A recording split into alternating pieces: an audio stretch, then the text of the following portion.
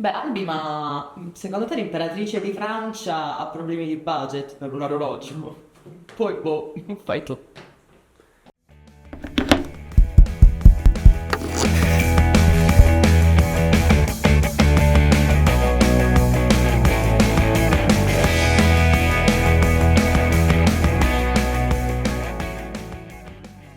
Quarta puntata. Ciao Albe, Buongiorno. benvenuto. Grazie, bentornato. In realtà sono io che torno Sì, sì, nella sì. nostra Ben saletta. trovati, ben ritrovati. Ma che mi Ben racconti? ritrovati pure a loro. Ben ritrovati a tutti. Oggi di che cosa ci vuoi parlare?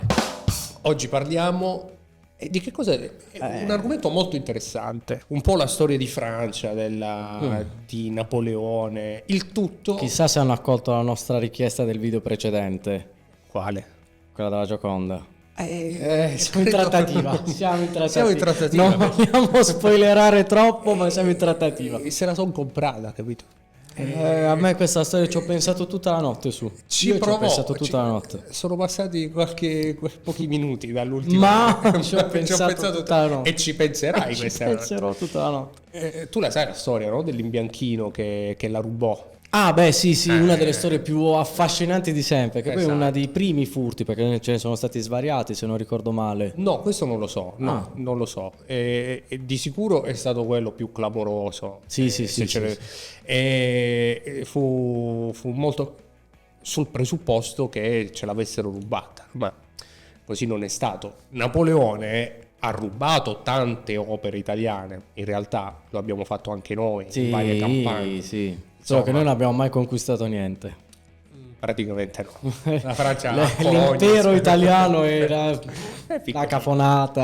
Vabbè, ma noi siamo pieni d'arte, di Sì, cultura, pieni di storia, cuore. pieni Pieni di di cuore e di immaginazione.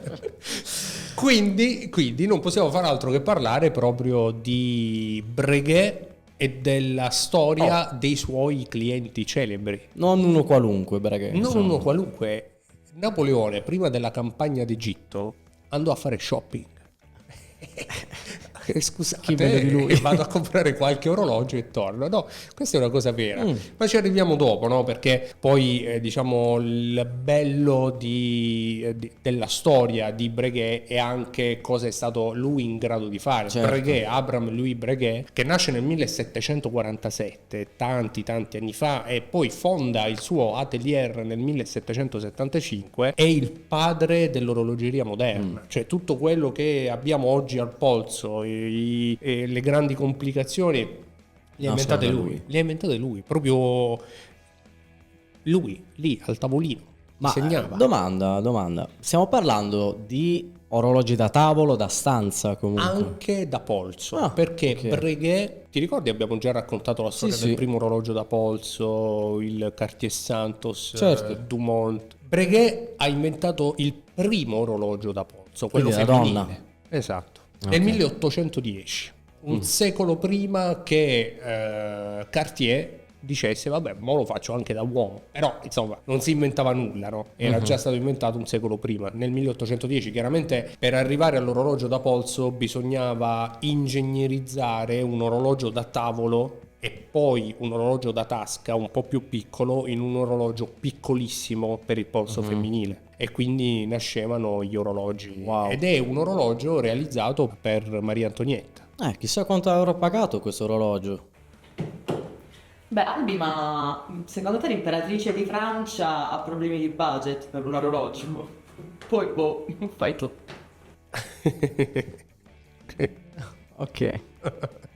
Quante ne sa? Quante ne Quante sa? ne sa? Quante- Sempre una più del diavolo lei. Non può fare a meno di intervenire. Ce l'ha con me, ce l'ha con me. Questo è poco per insomma, Maria Antonietta poi fu in realtà una grande cliente di Breguet, e insieme a lei, come ti dicevo, Napoleone, ma anche tanti altri reali, Nobili francesi. nobili, generali, ingegneri, astronomi.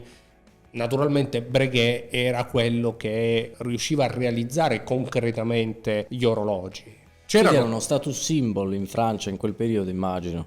era già uno status symbol, come abbiamo detto, no? Nell'antica Roma, nella scorsa puntata, era ormai uno status symbol tanto da spingere Napoleone a comprare stesso, certo, degli orologi, un po' perché gli servivano, tant'è che lui andò veramente a fare shopping. Per quello che può significare all'epoca, in realtà andò da Breguet ad acquistare degli orologi, ne comprò 3 un mesetto prima di partire per la campagna d'Egitto. Ma tu te l'immagini Napoleone Che bello vestito con la tutto sua punto? trifora, Sì. bifora, non mi ricordo qual è il cappello. con la sua Avrei maglia. bisogno di 3 segnatempo del signor Breguet. Sì, ma non penso fosse così gentile lui. No, forse no. No, Chissà dove andò lui, forse no. l'assistente. Però il segretario, però me l'aspetto, no? Perché Beh, sì, poi dai. era insomma una società, per quanto particolare, forse anche un po' più semplice di come Sì, sotto ce certi la aspetti immaginiamo sicuramente molto più semplice, forse per altri però un po' più... a parte Luigi XVI per Certo, esempio certo. Il periodo napoleonico segna già la fine dell'Ancien Regime, quindi già una nuova società. Quante ne sai di storia? Con Raccontaci. Martina ho fatto i compiti, Hai fatto i ho fatto i compiti a casa, giuro. E quindi chiaramente stiamo parlando di una società appunto un po' più similmente paritaria, o comunque che non facesse trasparire troppo il divario tra i vari strati della società, o Ad almeno un certo punto sì, nell'epoca napoleonica all'inizio sì, poi prima di chiaramente. Napoleone era una cosa completamente diversa. Sì. Tant'è che appunto Maria Antonietta era già una cliente di Breguet. Dopodiché Napoleone appunto per la campagna d'Egitto acquistò 3 di questi orologi da parte di Breguet, che poi il sito di Breguet dice uno dei clienti più famosi. Stiamo parlando di Napoleone, direi il cliente, Sì, uno dei clienti. ma forse perché dopo ci sono Era- state personalità ancora più importanti. E più di Napoleone? Non lo so. Non lo sai. Non ho il registro dei clienti, Dei clienti. però... No, sul sito di Breguet è interessante Ah, perché ok. ci sono alcune di queste storie, alcuni di questi clienti Quindi celebri. basta collegarsi sul sito per trovare qualche... Sì. Ci ok, sono un allora po' di dopo ci farò storie, sicuramente un salto. c'è la Lo mettiamo storia. nei commenti. Lo mettiamo anche in descrizione. Va bene. Con i clienti celebri appunto di Breguet, tra cui appunto Napoleone che comprò questi orologi, tra cui un pendolo da utilizzare in barca proprio per la misurazione Non del lo tempo. so, il pendolo in barca... E era così, Ah. Sì, proprio la pendola da viaggio, che tra l'altro era un orologio a ripetizione. Ora per pendola credo che si trattasse effettivamente di un pendolo, in ogni caso da viaggio magari non veniva utilizzato durante la navigazione, anche se poteva sicuramente No, non lo so, non avendo essere- né un orologio da pendolo né una barca, non so come si Ti devi matchano un queste po' due. attrezzare. Deve andare un po' di fantasia, però il movimento ondulatorio della barca non lo so se al si pendolo potrebbe coadiuva dare bene. molto fastidio, sì, sicuramente. Ed Però- era un orologio a ripetizione, Che cosa come vuol dire? anche il numero 38. Lui comprò il numero 38, il numero 178 e il numero 216, che erano le referenze di questi orologi, come anche Maria Antonietta o Giuseppina Bonaparte comprarono alcune di queste referenze. Ma queste referenze sono ancora, ovviamente, repliche di repliche, cioè sono prodotti ancora o no? Hanno riprodotto l'orologio Maria Antonietta, che chiese Maria Antonietta e che non ebbe poi la possibilità di vedere perché Peccato. se ne... Era andata a mangiare i croissant. Qual è il... Sì. per Maria Antonietta? Vabbè, Maria Antonietta ci voleva dare i croissant da mangiare, è giusto che alla fine... È andata, però l'orologio fu completato molti anni dopo ed era l'orologio che Maria Antonietta chiese contenesse tutte le complicazioni che Breguet era in grado di fare. Un orologio così stratosferico che poi è stato riprodotto, mi pare nel 2017, proprio da Breguet, che oggi è del gruppo Swatch. Sì, Swatch detiene tutto. Sì, non Detiene lo sapevo. Breguet, detiene... Cioè, il gruppo Swatch tantissimo. è un po' come il gruppo Volkswagen, insomma, c'è un monopolio sul settore. Si sono comprati praticamente tutto. In ogni caso Breguet rimane una manifattura di altissima orologeria.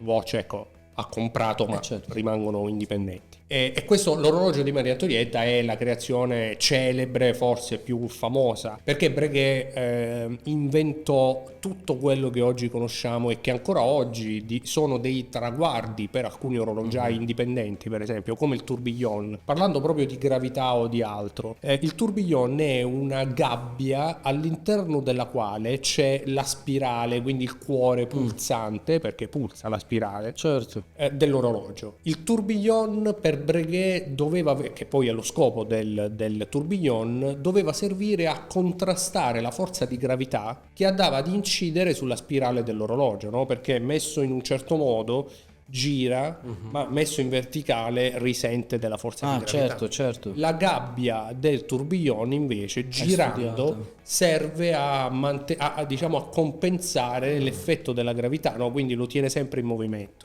Un'invenzione straordinaria, Pazzesco. così difficile da realizzare, appunto, che oggi è uno dei traguardi dell'orologiaio indipendente. Quando un orologiaio è in grado di fare un tourbillon, è uno degli orologiai più forti del mondo. Quindi diciamo che è il benchmark per tutti. Diciamo che è proprio il punto d'arrivo quello. Ok. È il punto d'arrivo. Cioè ce l'ho fatta. Sì. Se riesci a realizzare questa complicazione ce l'hai fatta. Sì, se fai il tourbillon, e sono pochi gli orologiai indipendenti che ne sanno realizzare una. Poi è chiaro, nel 1800 realizzare un tourbillon era una cosa, realizzarla oggi con le macchine a controllo numerico e i laser È tutta un'altra è storia. tutta un'altra storia. Rimane comunque complicatissimo, rimane un punto d'arrivo oggi il tourbillon, nonostante la tecnologia. Pensa che genio era Breguet per farlo, per immaginarlo innanzitutto, perché oggi lo devi solo copiare. Posso fare una battuta pessima? Sono pronto. Ho detto, era così bello, era così bello che Maria Antonietta ha perso la testa. Vabbè dai, taglia. Mi sa che la tagliamo veramente. Va bene. Te l'hai ripreparata stanotte? No, mi è venuta spontanea, questo è il danno, è proprio È che molto è grave, spontaneo, è sì, molto sì. grave.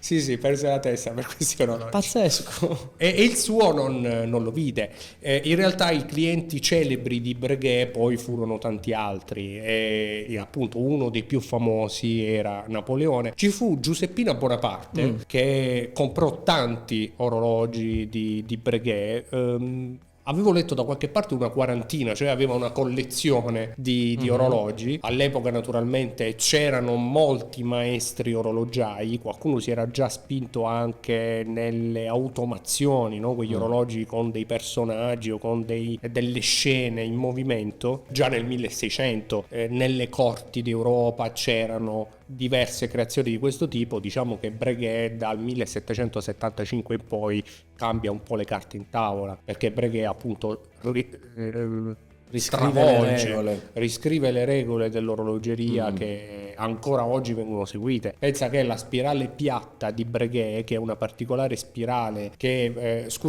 la spirale Breguet va a sostituire la spirale piatta. Quella Breguet è una particolare spirale con una virgola, insomma, per contrastare le forze della semplice spirale piatta. Ancora oggi viene utilizzata. Rolex utilizza la spirale Breguet in moltissimi orologi, così come tanti altri hanno sempre utilizzato la spirale Breguet, perché appunto è quella più efficiente. Ma in quel periodo, nel periodo storico in cui stiamo facendo riferimento, gli orologiai francesi erano il must, o comunque c'erano altre scuole, diciamo, chiamiamole così? No, Breguet è svizzero. Ah, ok. Breguet nacque in Svizzera e aprì il suo primo atelier in Svizzera e poi andò a lavorare per le corti francesi. Ok. E diciamo che l'orologeria svizzera, nonostante le manifatture francesi di almeno un secolo Ora prima, quella svizzera è la più rinomata. è ancora la più rinomata. L'orologeria tedesca sta prendendo largamente piede. Ci sono diversi indipendenti tedeschi che fanno bene e molto spesso meglio degli svizzeri. Mi viene in mente per esempio Alan Gizune, è una maison di altissima orologeria indipendente. Tourbillon e ripetizioni minuti sono all'ordine del giorno. Non sono dei veri e propri indipendenti, perché è una grande manifattura. L'indipendente è normalmente visto come l'orologiaio che ha pochi dipendenti, Piccolo laboratorio. o addirittura fa tutto da solo, no? Come lo è stato Gerald Genta, come lo è oggi Chaikin in Russia. Alan Gizune no, è una vera manifattura, però ecco, è tedesca. Rientra negli indipendenti, diciamo.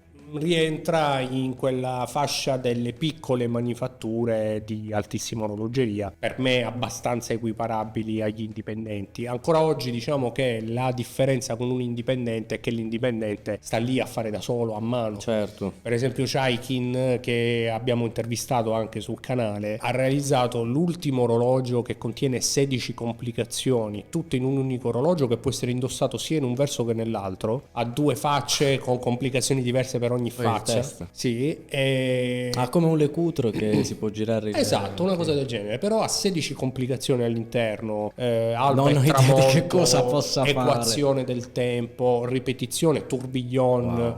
Un grande genio Chaikin, e quell'orologio se l'è montato da solo. Ogni giorno lui doveva essere pronto per il 5 novembre, in realtà l'asta e poi è stata rinviata. Ogni giorno lui postava un video sul suo gruppo aggiornamento. Telegram, un aggiornamento. Quindi è super recente come. Super recente, ok. ti parlo di poche settimane fa. Ogni giorno faceva vedere i Gli passi che avanzamenti, faceva. sì. E se tu ti immagini Wow. un genio del genere che si sveglia la mattina, accende il cellulare, adesso vi faccio vedere come Come monto qualsiasi l'orologio più di noi, complicato. cioè, pazzesco, Sì, esatto. pazzesco. Ecco, la filosofia del dipendente ancora oggi è Ma che questa. produzione ha, diciamo mensile? Guarda, non voglio arrivare sul periodo No, tutto parliamo l'anno. di base annuale, perché ok. se Quanti- Rolex su base annuale, quindi diciamo una grande manifattura, e parlo di manifattura perché si fanno quasi tutto internamente, no? Anche Sì. le colate d'oro hanno le fonderie. Sì. Loro producono quasi 1,5 milioni di pezzi all'anno. Mhm. Chaikin ne fa 250,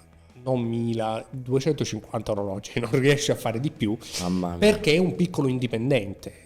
Alcuni orologi mi diceva Comunque che non sono pochi 250. Non sono pochi. Per essere una persona. ha pochi dipendenti e lui mi diceva che alcuni orologi richiedono circa 6 mesi di costruzione. È chiaro però che in quei 6 mesi riesce a realizzarne più di uno. Beh, sì, chiaro. Quindi diciamo destinando diverse risorse Sì, a più orologi, quindi riesce a stare nei 250. Se consideri però che oggi un'edizione limitata di un orologio può essere fatta in 1000, 2000, 5000 pezzi e la chiamano edizione limitata. Se lui fa un'edizione limitata ne escono 2. Lui ha fatto edizioni limitate, ok. anzi normalmente fa edizioni limitate, ma fisiologicamente non Sì, può sì, fare una non produzione. per scelte stilistiche. No, insomma, no, non ok. soltanto. Proprio una scelta tecnica. Non Ok. può farne più di tanti, anche se è vero che poi piuttosto che continuare sullo stesso progetto lui decide di farne un tot e poi passa ad altro. Ok. Però anche questo lo tiene sempre molto produttivo, no? Lui comunque realizza sempre nuovi orologi piuttosto che fare quello più venduto per sempre. Ha fatto delle edizioni limitate che vanno, se non ricordo male, l'edizione maggiore è 99 pezzi rispetto appunto a qualche migliaia di altre maison, fino all'edizione più limitata che ha fatto di 13 pezzi, solo 13 pezzi al mondo, tra l'altro, e si chiama Dracula perché Chaikin è famoso per fare gli orologi che hanno la forma di un viso, i 2 occhi, la ok. bocca, all'interno della bocca c'è la lingua che è la fase lunare, Ma vabbè, i 2 occhi pazzesco. indicano ore e minuti. Pazzesco. È un genio, insomma, si è inventato pure questa cosa Sti russi, guarda. e il Dracula in 13 pezzi praticamente è la faccia di Dracula stilizzata secondo lo stile di Chaikin, dove a mezzanotte iniziano ad uscire i canini che poi rientrano Fuori verso di le 3 testa. le 4 di mattina. Fuori di testa. Ne ha fatti 13 a Parma in fiera, ci sono stato il mese scorso, 2 mesi fa ormai, c'era il numero 1 di 13, ce l'ha un negoziante e onestamente per un'opera del genere che nel mondo dell'orologeria, per come la conosco io, dovrebbe costare €500,000, oggi proprio perché Chaikin in realtà è un indipendente molto giovane, nasce nel 2003 la sua manifattura, quindi ok. giovanissimo, era venduto a €35.000, che non sono pochi, sono No, un'infinità. però per l'esclusività, È la un manualità orologio. che c'è dietro. Per un orologio che appunto nell'orologeria moderna dovrebbe costare, per esempio un Journe, che è un altro grande indipendente, io credo oggi il migliore, più tecnico tra tutti gli indipendenti, un Journe in edizione limitata da 13 pezzi con magari una particolare complicazione costa sicuramente molte decine di migliaia di euro, certamente non 35. Oggi un Journe al quarzo quindi non meccanico ma è un elettromeccanico, ha un valore sul mercato di circa 40.000 euro. Quindi ecco, Chaikin per me è ancora molto molto sottovalutato, e invece ritengo che presto i suoi pezzi saranno dei pezzi Delle piccole opere d'asta. d'arte, sì. Sì, il numero 1 di 13 del Dracula, potendo me lo sarei portato a casa. Non potendo, non l'ho fatto. Avrà dei contatti speciali questo negoziante con No, in realtà proprio perché è abbastanza sottovalutato per quello che poi è il contenuto. Poi non fraintendermi, non mi fraintendessero anche gli amici a casa. 35.000 euro non è che cioè... va contestualizzato, Sì, cioè sì, certo. è sottovalutato rispetto all'alta orologeria e al Chiaramente. mondo dell'alta orologeria. Forse anche perché è che molto conosciamo. giovane come manifattura, Esatto, quindi in quel senso lì. magari non tutti lo conoscono. No, non tutti, e anche tanti appassionati ancora non sanno quanto è geniale Chaikin. Chissà quanti lo conoscono da casa.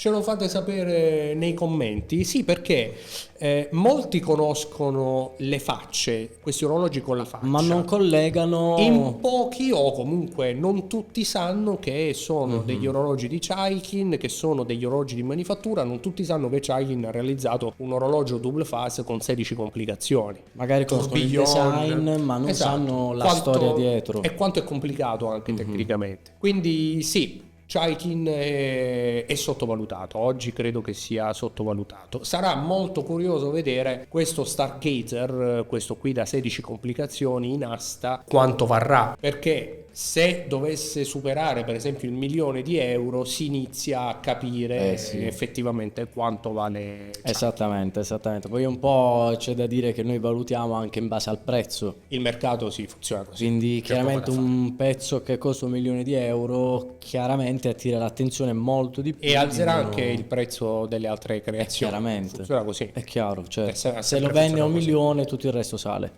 Ha sempre funzionato così. Lui ha fatto anche delle collaborazioni molto più economiche. Io ho un pezzo di queste collaborazioni con Louis Erard. Anche lì c'è il suo disegno, ma l'orologio poi è realizzato da Louis Erard, quindi costa molto meno, in particolare 5.000 euro di listino, non i 30 o i 40 che servono per un vero Chaikin realizzato tutto da lui. 100% lì. Però ecco, anche quelle sono piccole opere artistiche. Delle piccole chicche da avere nell'armadio, Sì, insomma. esatto. E per ricollegarci al mondo della Francia imperiale, la Francia dei re di Versailles, degli orologi da tavolo e anche poi della manifattura francese, Chaikin, proprio lui, realizza diversi orologi da tavolo. Per esempio ha inventato l'orologio della Pasqua ortodossa. Ed è un orologio complicatissimo che fa delle cose strane tramite una catena che viene avvolta, va ad indicare determinati passaggi della Pasqua ortodossa. È tutto realizzato in pietre preziose e rappresenta un albero, se non ricordo male, delle fiabe del folklore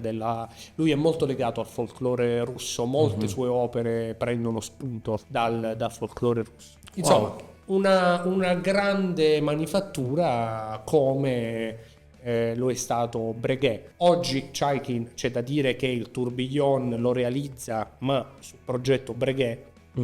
Nessuno ha ancora inventato qualcosa di straordinario di rivoluzionario come il tourbillon di Breguet, però per esempio il calendario della Pasqua ortodossa non era mai stato pensato da nessuno. Effettivamente no, è la prima volta che sento una roba del genere. Esatto, ci sono insomma ottime possibilità che il suo lavoro poi venga apprezzato. E noi speriamo che con questo video ma l'obiettivo di questo video è quello di portare la conoscenza certo. di questo orologiaio a tutto il mondo. Beh, Quindi... io ne parlo spesso anche perché credo se lo Sì, ma meriti. si vede che L'ho sei conosciuto. un fan, cioè ti Sì, piace il suo sono un fan, lavoro. sono proprio un fan di Ti piace il Chaikin. suo lavoro.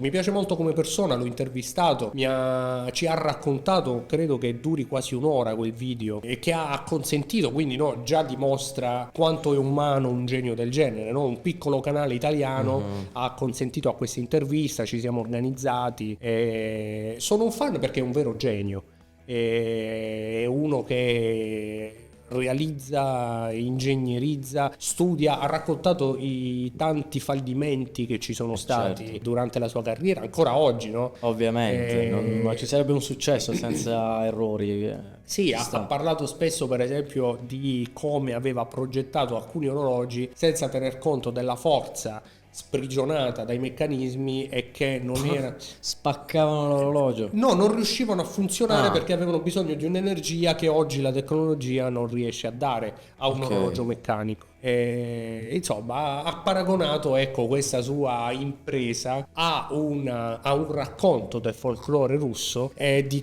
della scalata della montagna, eccetera, eccetera. Comunque c'è l'intervista sul canale, quindi chiunque Da vedere, volesse da vedere. lo può vedere. Albe, sei soddisfatto di questo racconto di Breguet? Molto, perché è interessante sapere come un personaggio del passato in realtà si riproponga anche poi in tempi attuali, ed è molto bello sapere che c'è anche gente che inventa cose nuove. Sì. Invece di riproporre la stessa cosa in una forma diversa, qualcuno ha inventato qualcosa di nuovo, ed è per me, che sono quasi esterno al mondo dell'orologeria, ne so veramente poco. Per quello sei qui, no? per questo per sono imparare, per ascoltare. Sono affascinato da queste persone che decidono di dedicare la loro vita a fare qualcosa di qualitativamente puro, Sì, possiamo dire. di Quindi, innovativo e con delle competenze tecniche esagerate, immagino, Sì. chiaramente. E poi è interessante, no? Anche scoprire come, ricollegandoci alla puntata del mese scorso dell'Impero Romano, la storia della misurazione del tempo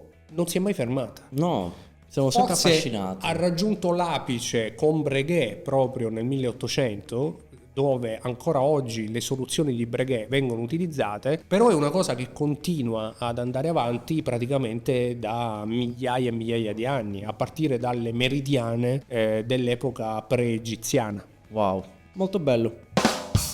No, volevo...